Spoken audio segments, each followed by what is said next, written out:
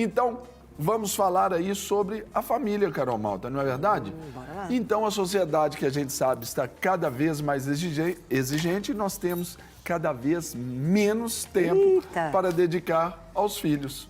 Eita, gente, né? Então, diante dessa realidade, fica uma dúvida. Como criar crianças felizes e fortes emocionalmente? Então, Carol Malta, sobre esse assunto top de bola que nós vamos trazer aqui, convidamos, trouxemos, já está aqui conosco alguém também top de bola, que é treinador da Febracis aqui em Belo Horizonte, o Luiz Quindi. Muito bom dia! Deus te abençoe, seja bem-vindo. Que bom tê-lo aqui! Muito bom estar aqui com Quindi, vocês. você está na área VIP. Manda ver. Isso. Na área VIP, alimentos, fique à vontade. Uma honra ter você aqui. Perfeito, Uma agradeço grande muito. alegria. Agradeço muito a oportunidade de estar aqui com vocês. Luiz, a gente ouviu a Carol Malta falar ali sobre a questão do amor ali, daquilo que a gente precisa. Quando a gente fala de filhos, a gente sabe que todos precisamos daqueles 3 As, né? Triple A, Carol Malta. 3A, aceitação, aprovação e amor.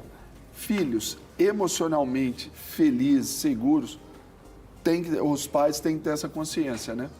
Com certeza, Serginho. O grande desafio é demonstrar esse amor de forma que o filho se sinta realmente amado.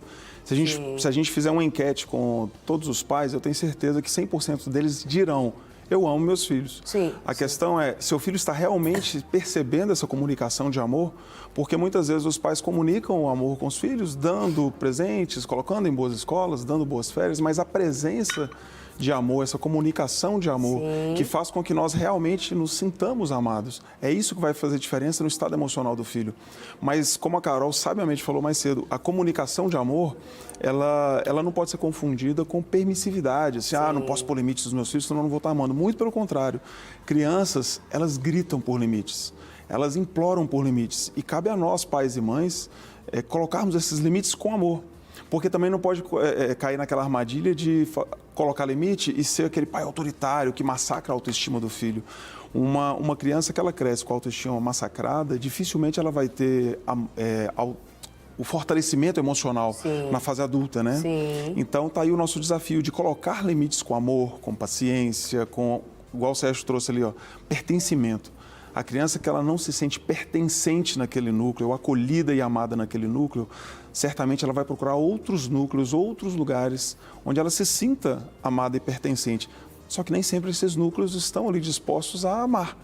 Né? E essa ideia de não ser uma via mão única, né? Tem que ser mão dupla. Até porque você precisa chegar lá do outro lado, encontrar ali aquele viés ali para alcançar o coraçãozinho dos filhos, né?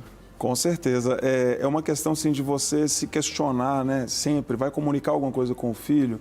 Se questione, tem amor na minha comunicação? Até na hora de colocar um limite, se eu sinto aquela raiva, porque as nossas emoções, elas se manifestam no nosso corpo. Sim. Minha respiração ficou ofegante, meu batimento cardíaco se altera. Ou seja, imagina, vamos... A efetividade da comunicação se dá por efetivamente, né? Por gestos e ações, né? Exato. E o caminho para isso, a gente conseguir conectar com os nossos filhos antes de colocar limites, antes de orientar, conectar, olhar nos olhos dos filhos, falar um eu te amo, não aquele eu te amo correndo, sabe? Tá descendo da escola, assim, te amo, filho, tchau. Aí eu fico até pensando, quando você fala assim, Quindi, e aqui eu quero deixar aqui, gente, já tem muita gente participando, coloca seu nome, comenta, você tem dificuldade de amar? Demonstrar amor? Não, né? Porque a gente pode te ajudar, às vezes você fala assim, nossa, eu nunca recebi, como é que eu faço? Às vezes, qual que é a sua luta diária, né? Então, aqui, Graça e Paz, pastora Cristiane Dias, assistindo aqui de Vila Velha, no Espírito Santo. Deus abençoe. Tem o pessoal aqui, a Zélia também participando. Eu tô aqui, porque o texto é grande. É grande. Tem o pessoal aqui da Bahia também participando, assistindo vocês. Sempre escuto as palavras, né? Sempre me edifica muito. 93 o DDD? Tá escrevendo aqui, você tem noção de onde é? 93 aí já é lá pelo norte ali. Pessoal de Nova Friburgo. Isabel, Deus abençoe. Carol e Serginho, estou assistindo aqui o programa agora. Sou Isabel de Nova Friburgo. Né? Um grande abraço para todos vocês. Povo do Rio de Janeiro, sempre uma audiência aí maciça, muito linda. É no Pará, 93. Adriana Santarém, aí, Pará. Deus abençoe, Adriana. Sensacional. E, gente, tá com dificuldade? Manda sua pergunta para cá. Eu pergunto, Quindi, normalmente, quando a gente pensa em olhar no olho, enxergar, normalmente a pessoa que não é emocionalmente estável, ela não consegue olhar. E isso precisa de ser ressignificado também na vida dela. Sim, ser um bom pai, ser uma boa mãe, isso requer treino também, Carol. Sim. Porque se a gente pegar assim na nossa vida adulta, quando a gente recebe uma promoção profissional, quando a gente vai aprender algo novo, a gente se prepara para aquilo. Sim. Por que paternidade e maternidade tem que ser algo intuitivo? Então você pode aprender, você pode buscar treinamentos de inteligência Sim. emocional, você pode buscar autoconhecimento, que você vai se treinar para ter essas conexões emocionais com os filhos. E nessa questão que você falou de observar, né? É um ponto muito importante para nós pais, é aprendermos a observar os filhos sem julgamento, é aprendermos a captar tudo que chega dos filhos como feedback. E respeitar a individualidade deles, né? Claro, claro. Mas tudo que chega, Serginho, é um feedback. Uma nota baixa na escola é um feedback. Eu não preciso tratar isso como um fim Não do mundo. ignorar Fim do todos os mundo, a feedbacks, Quarta Guerra né? Mundial. Exatamente. Assim, uma palavra mais ríspida que o filho trouxe é um feedback. Um jeito diferente que ele chegou falando em casa, uma roupa diferente que ele está usando. Tudo é feedback. Mas isso é diário, né? Diário, é diário. A gente tem que acompanhar de perto os nossos filhos. Qualquer mudança, qualquer coisa que saiu diferente do que a gente está acostumado, é um feedback, é um alerta para a gente observar. Mas aí que está, observar sem julgamento. Porque ninguém gosta de se sentir julgado. E se eu estou observando, já estou apontando o dedo, já estou criticando, já estou julgando, eu afasto aquela criança de mim. Então, quando eu observo com esse olhar atento, com esse olhar amoroso, com esse olhar acolhedor, eu estou trazendo o meu filho para o meu lado e ele está se sentindo pertencente, ele está se sentindo amado, mesmo vigiado, mesmo se sentindo observado, mas ali ele está sentindo, meu pai me ama, por isso que ele está me olhando. E não, ninguém fala assim, meu pai me ama por isso que ele está me criticando, por isso que ele está me condenando. É diferente. Assim como, por exemplo, os pais observando as redes sociais ali dos filhos, é importante ele estar ali, olha, parabéns, dependendo do que foi colocado, do que foi postado, olha, é até aquela forma, olha, estamos juntos, vamos lá, eu estou observando e tudo. Então o filho tem esse contexto também, né? Com e hoje, assim, certeza. pela uma prática comum aí, que são as redes sociais, né? Principalmente para quem já tem os filhos adolescentes. Eu me lembro um dia que eu cheguei comentando com meu filho mais velho, eu sou pai de 3, comentando com meu filho mais velho, que hoje está com 13 anos, sobre um vídeo de um youtuber que ele seguia. Eu comentei com ele, ele olhou assustado assim, mas você segue ele também, papai? Eu falei, filho, eu me interesso pelo que você se interessa. Ele se sentiu um nível de importância muito grande, entende? Então, é dar para os filhos essa sensação de que a gente está atento ao que eles estão fazendo. Sim. Porque eles vão se sentir acolhidos, eles vão se sentir parte de algo ali. E queria trazer um exemplo também da criação dos meus filhos, exemplo real. O meu filho ele estava passando muito tempo num joguinho online, aquilo começou a me incomodar. Eu lembro que ele estava com um comportamento diferente, sabe? Ele estava se apresentando um pouco mais impaciente, um pouco mais... uma comunicação diferente dentro de casa. E isso eu observei. Até um dia que eu falei, filho, você vai parar de jogar esse joguinho. Aí, já viu, pedi para um pré-adolescente parar de jogar um joguinho online, então foi desafiador. Uma briga. Foi desafiador. Mas eu comprei. Sim. Falei, nós vamos testar por uma semana e eu vou ver seu comportamento. E nessa uma semana, ele mudou completamente. Completamente. Passou a dormir melhor, porque ele estava com olheira, para vocês terem uma ideia. Aí eu falei, você não vai mais jogar o joguinho. E naquele momento foi assim, né? Um pé de guerra dentro de casa, mas... Choro e ranger de dentro. Choro, Aí mas... eu te pergunto, né, Quinte, por exemplo, diante até disso, duas coisas. Você observa que às vezes há falta de limites hoje. É porque realmente os pais estão ausentes e eles se sentem sem autoridade para poder falar, né? Porque você falou uma palavra importante que é se importar. Está importando? As pessoas estão querendo ter filhos ou ser pais. Porque tem gente que quando você quer ter filho, você não tem a responsabilidade de ser pai. Agora, quem é pai, quem é mãe, ele tem essa questão bem atenta. Eu observo, às vezes, tem gente que quer ter filho. Quer ter filho, seja porque não quer ficar sozinho, seja porque quer dar satisfação para a sociedade, seja... Às vezes, isso que tem dificultado essa aproximação. A gente tentar, como pais e mães, Carol, a gente ajustar o nosso foco. O que eu quero para a relação com aquela criança?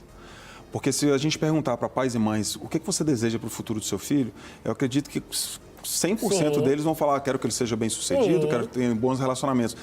Ele fala isso, mas na hora das ações dele na criação do filho, ele massacra a autoestima do filho. Ou seja, vamos falar de uma coisa tão recorrente, pirraça.